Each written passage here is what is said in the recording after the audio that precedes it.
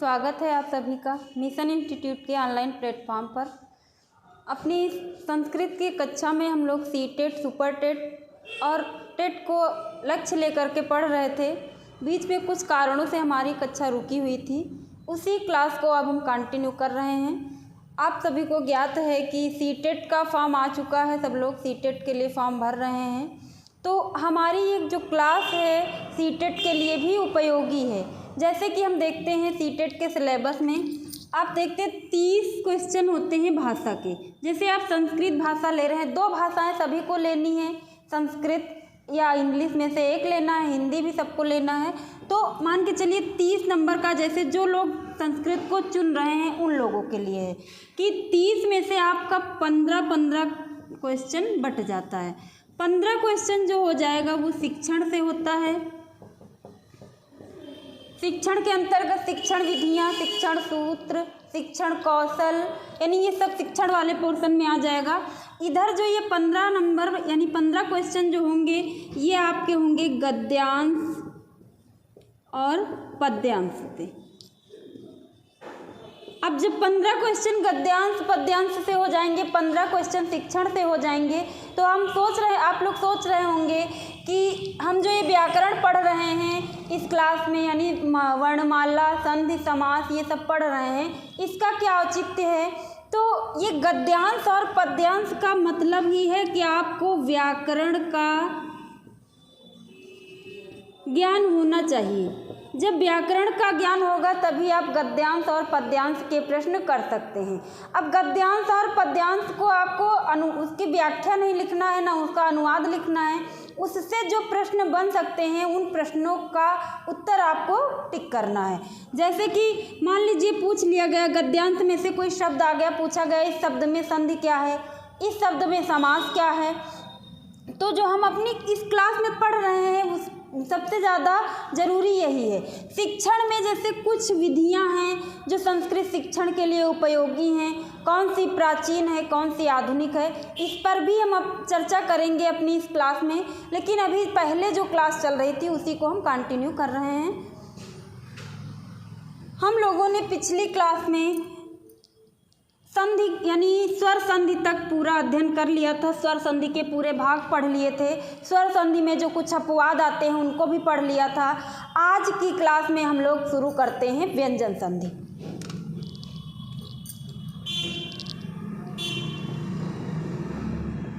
व्यंजन संधि। अब जैसा कि हम लोग अध्ययन कर रहे थे, स्वर के साथ स्वर का मेल होता है तो स्वर संधि होती है। उसी तरीके से व्यंजन के साथ स्वर या व्यंजन का मेल होगा, तब क्या होगी व्यंजन संधि। यानी जब स्वर के साथ स्वर मिले तो स्वर संधि, व्यंजन के साथ व्यंजन मिले अथवा व्यंजन के साथ स्वर मिले तो होगी व्यंजन संधि। ये तो हुई व्यंजन संधि की परिभाषा। अब व्यंजन संधि के अंतर्गत हम लोग एक एक संधि का अध्ययन करेंगे। पहली संधि है इष्चुत्व संधि। संधि का नाम क्या है? इष्चुत्व संधि। इष्चुत्व संधि का मतलब है शा और चू का मतलब चा वर्ग। यानी जब हम लोग पढ़ रहे थे वर्णमाला तब वहाँ पे पढ़ा था चू का मतलब चा वर्ग, कु चू टू तू पू एते उदिता, यानी वहाँ पे हम लोगों ने पढ़ा था। तो चू का मतलब वही है चा वर्ग, यानी सा और चा वर्ग का हो जाना ही इष्चुत्व संधि है। यानी सा और चा वर्ग हो जाए तो वो संधि क्या कहलाएगी? इष्चुत्व संधि। सूत्र है इसका स्तोह इश्चुनाश्चु। स्तोह यानी इधर क्या दिया गया? स्तोह। तोह का मतलब है तू, तू यानी ता वर्ग। यानी अब जैसे गुरु का रूप बनता है गुरोह, वैसे ही तू का रूप बना है तोह। तो स्तोह यानी ये षष्ठी का रूप है। जैसे गुरु का षष्ठी में बनेगा गुरोह यानी गुरु के, उसी तरह तोह यानी ता के, ता वर्ग के। यानी जब सा यानी इस वाले सा और ता वर्ग इनका मेल इष्चु, यानी इष्चु मतलब शा और चु मतलब चा वर्ग के साथ हो, तो ये जो होंगे किस में बदल जाएंगे? सा और चा वर्ग में बदल जाएंगे। यानी इनके साथ अगर जो इनका मेल होता है तो ये बदल जाएंगे इसमें। अब ध्यान देने वाली बात क्या है कि इनका मेल इनसे होगा, जरूरी नहीं कि ये वाला इधर हो ये वाला इधर हो, ये वाला भी इधर हो सकता है ये वाला भी इधर हो सकता है, लेकिन बदलेगा दंती सा तालव्य सा में और ता वर्ग बदलेगा चा वर्ग में। चाहे जिधर हो मेल होता है तो बदलेगा, यानी दंती सा को ही बदलना होगा और दंती ता और ता वर्ग को ही बदलना होगा तालव्य सा और चा वर्ग में। इसको दूसरे तरीके से हम एक एक वर्ण लिख करके देख लेते हैं। जैसे हमने कहा कि स्तु, स्तु का मतलब है सा, तू का मतलब ता वर्ग, ता वर्ग में आ जाते हैं ता, था, दा, धा और ना। इनका मेल किससे होगा? चा, छा, जा, झा, इया। तो इनके स्थान पे क्या आदेश हो जाएगा? शा, चा, छा, जा, झा, इया। यानी इनके साथ ये मिले तो इनके स्थान पर ये आदेश होगा। अब इनके बाद मतलब शा के बाद इनमें से कोई आ सकता है, इनमें से कोई भी आए। अब ये नहीं कह सकते कि खाली सा के बाद सा आए तो ये वाला सा तालव्य सा में बदलेगा, सा के बाद यदि चा आता है तब भी शा बदलेगा तालव्य सा में, यानी बदलेगा अपने क्रम के हिसाब से। आने के लिए कोई शर्त नहीं है कि उसी क्रम का आना चाहिए। सा के बाद चा भी आ सकता है, सा के बाद जा भी आ सकता है, यानी कोई भी इस वर्ग का कुछ भी आ सकता है तो ये बदलेगा अपने नंबर के अक्षर में। यानी ये सा है तो शा में बदल जाएगा। मान लीजिए ता के बाद शा आता है, इस ता के बाद शा आता है तो ता के स्थान पे क्या हो जाएगा? चा हो जाएगा।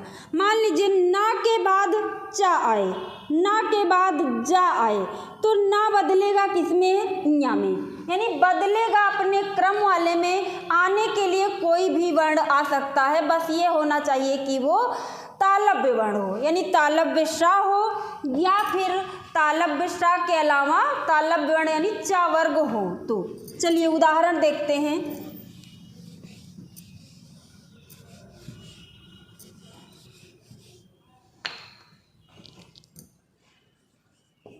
हरिश रामस, रामस सेते, यानी राम सोता है रामस सेते। अब यहाँ पे सा जो है ये सा के स्थान पे क्या हो जाएगा? इधर क्योंकि तालव्य सा आया है तो इसके स्थान पे भी तालव्य सा हो जाएगा, शब्द बनेगा रामस सेते।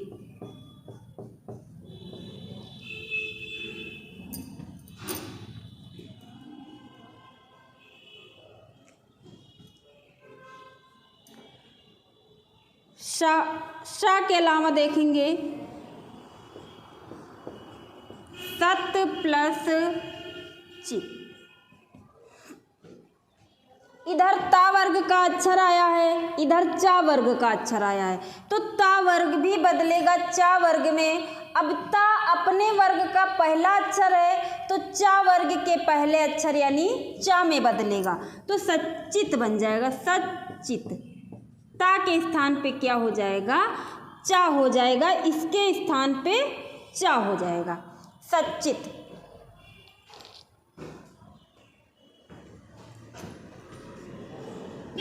अब अगला उदाहरण देख लेते हैं। दुष् प्लस चरित्र, दुष् प्लस चरित्र। अब यहाँ पे देखिए सा आया है, सा के बाद चा आया है यानी चा वर्ग का पहला अक्षर, तो सा जो है अब इस चा में नहीं बदलेगा, सा शा में ही बदलेगा। बस ये है कि तालव्य शा में बदल जाएगा, शब्द बन जाएगा दुष्चरित्र।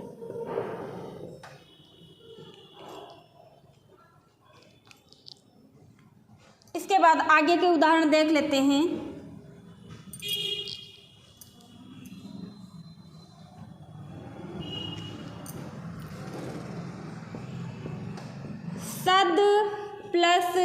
जन। अब इधर दा है, इधर जा आया है यानी चा वर्ग का अक्षर आया है, तो दा भी चा वर्ग के अक्षर में बदलेगा। अब दा जो है ता वर्ग का तीसरा अक्षर है, तो चा वर्ग के तीसरे अक्षर यानी ये बदलेगा किसमें, जा में बदलेगा दा, बन जाएगा सज्जन। शारिंगन जय, ये उदाहरण अभी पूछा गया था पिछली परीक्षा में, टेट की परीक्षा में आया हुआ था। सारिंगन जयः में किस सूत्र से संधि हुई है या कौन सी संधि हुई है, ऐसा क्वेश्चन आया हुआ था।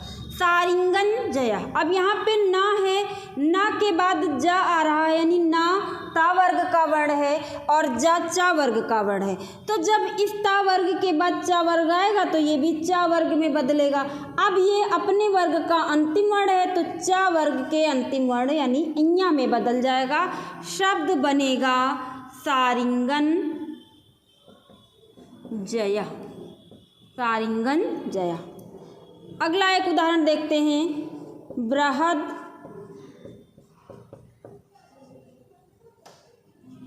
झरह, वृहद झरह। अब देखेंगे इधर दा आया है, इधर झा आया है। झा जो है चा वर्ग का चौथा अक्षर है और दा ता वर्ग का तीसरा अक्षर है, तो ये भी चा वर्ग में बदलेगा, लेकिन तीसरा है तो तीसरे में ही बदलेगा, जा में बदल जाएगा दा, शब्द बन जाएगा बृहद झरह।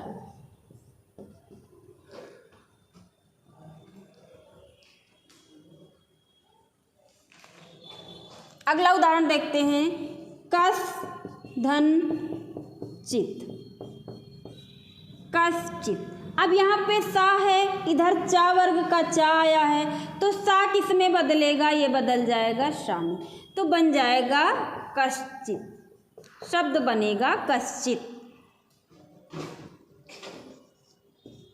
उत प्लस चारण, उत प्लस चारणम, तो ता के स्थान पे क्या होगा, चा हो जाएगा, शब्द बनेगा उच्चारणम। तो ये थी इष्टुत्व संधि, यानी इष्टुत्व संधि में होता क्या है, बस इतना होता है कि जो दंत वर्ण है वो तालव्य वर्ण में बदल जाता है, यानी दंत व्यंजन तालव्य व्यंजन में बदल जाता है, यानी स्तो के स्थान पे इष्टु आदेश हो जाता है जब उसका मेल इष्टु से हो, यानी सकार और चा वर्ग से हो, सकार और ता वर्ग का मेल, तो जो सकार और ता वर्ग है वो बदलेगा तालव्य शा और चा वर्ग में।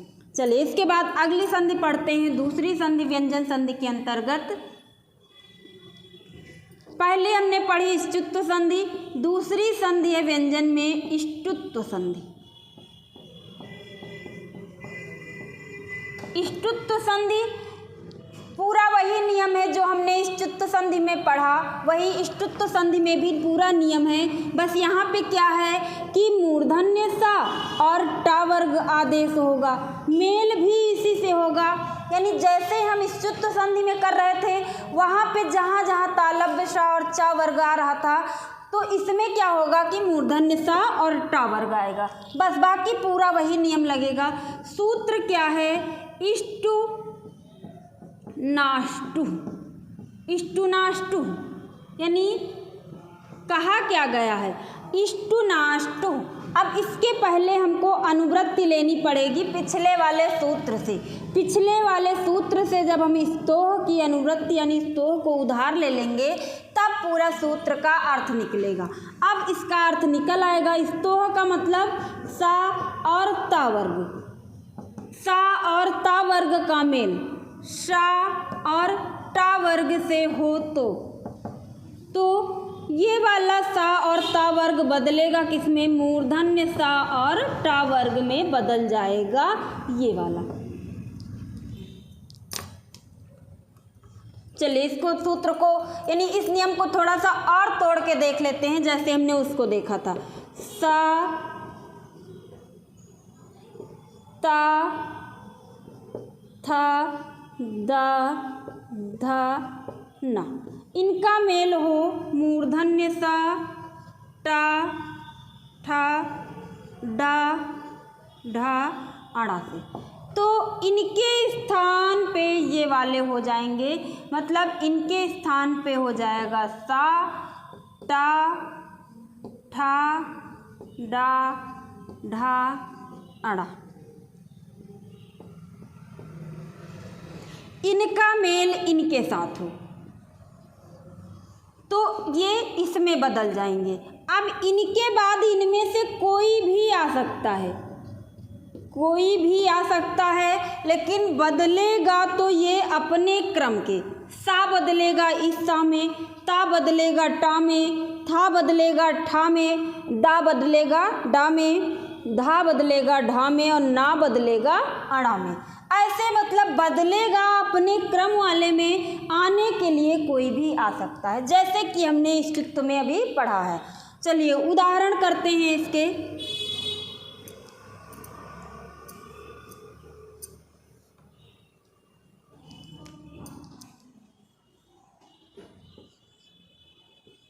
तत् प्लस टीका, तत् प्लस टीका। अब तत् प्लस टीका में ता के बाद टा आया है, यानी ता वर्ग के बाद टा वर्ग आया हुआ है। तो क्या करेंगे, ता जो है इसको भी टा में बदल देंगे, शब्द बन जाएगा तट्टीका। तत् माने उसकी, टीका मतलब टीका यानी व्याख्या या टिप्पणी, तो तट्टीका यानी उसकी टीका।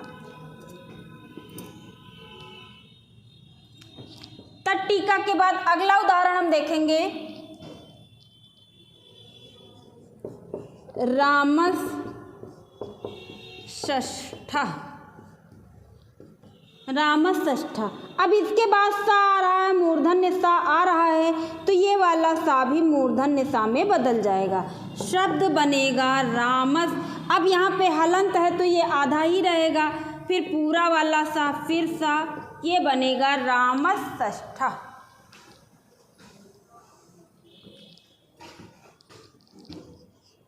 अगला देखेंगे, उद प्लस डयनम, उद प्लस डयनम। अब दा जो है, दा के बाद आ रहा है डा, तो दा भी बदल जाएगा, किसमें, डा में बदल जाएगा, शब्द बनेगा उड्डयनम, उड्डयनम। अब एक ये भी उदाहरण देख लेते हैं कि इधर वाला ही बदल रहा, मान लो ये वाला वर्ण इधर आ जाए तो बदलेगा यही। कैसे देखते हैं, कृष, कृष धन न, कृष धन न।